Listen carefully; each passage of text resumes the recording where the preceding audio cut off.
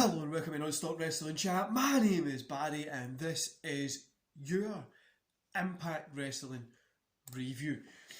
Guys, before we go any further, don't forget to hit like, subscribe and that notification bell. Drop down to the comments below and let me know what you think about Impact from last night. Did you enjoy it?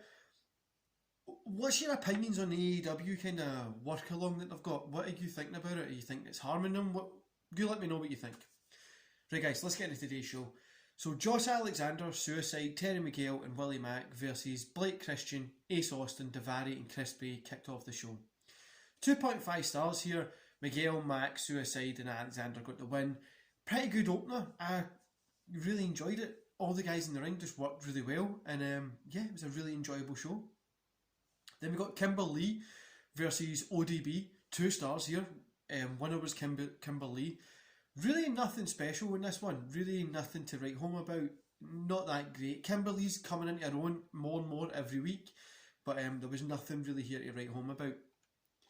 Then there was a bunch of segments that just didn't really work for me. I'm not going to lie. It just didn't work for me at all. Then we got Hogan versus Neva. Neva got the win. 2 stars here. This match was really slow. Nothing to write home about. Again, just really slow. And kind of bogged down a little bit. Then we got Black Tyrannus versus Caleb, I think his name is. I honestly don't know. Black Tyrannus won. I'm not rating this at all because it was so short. It was just a quick one that saw Tyrannus join Decay.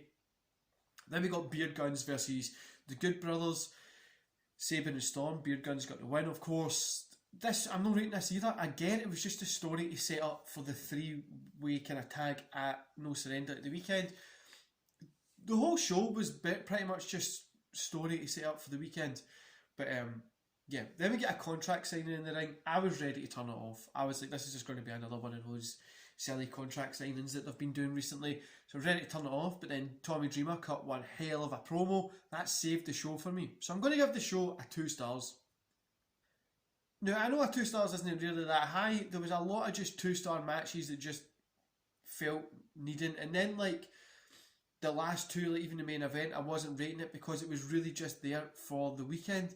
Which I get that they need to sell pay-per-views. They want you to go watch their show at the weekend. I totally get that. Sorry about this lightning light strip here, guys, for those watching it on YouTube. It was here when I started this and it's gradually started to move in my way, so I'm just sliding over to the side more. Taking the fame away from the crocodile on the back. But yeah, it just felt like it's Impact do suffer from this. It's really like, okay, give me a minute guys, I'll move this side. Impact do suffer from this. It makes it like, okay, we've got a show coming up this weekend, let's do the hard sell and kind of not put on the best Impact before it, just a hard sell progress storyline for the show. It works obviously because that's what you kind of need to do, but I'd maybe like to have seen a couple of cool matches as well. But I did enjoy it. Anyway guys, I thought Impact was okay. That Tommy Dreamer segment at the end was brilliant. And I asked you to pop down to the comments below to talk about the AEW thing. So I'm going to talk about it as well because I like what they're doing, working with so many different promotions, like working with different promotions, bringing promotions together to improve the business, to improve wrestling, give people a viable option other than the biggest company in wrestling.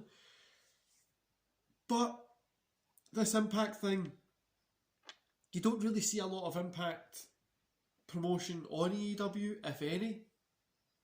And AEW kind of belittle Impact a little bit, if that makes sense. They kind of talk about money-wise and things like that. How cheap it is to buy segments on it. Now, I get that, but I think they should start doing invasion angles. Just have AEW thinking that they're the new kid on the block with a chip on their shoulder.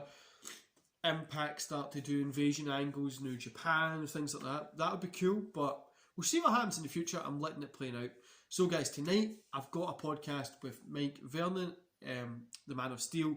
He's on AEW Dark. A really cool guy. He's got a bright future. I definitely recommend you check it out. It's going to be here on YouTube. It's like 44 minutes. And we talk about everything from John Cena, Bret Hart, today's wrestling, old school wrestling. We're pretty much the same age, so we're both 29, and we totally get, like, we grew up in that attitude era, ruthless aggression era, like all the way through. So we know what's kind of going on, and I think you are going to love this podcast. It's really one that you should tune in, and you should definitely check out Mike if you get a chance to get onto YouTube or AEW Dark or anything. Check this guy out. He's got a bright future ahead, and I think he's probably going to be a top AEW star in the future, another couple of years. Anyway, guys, I hope you enjoy the rest of your day, and I'll see you back here later tonight for the podcast, and I'll see you tomorrow for the AEW versus NXT review. See you later, guys.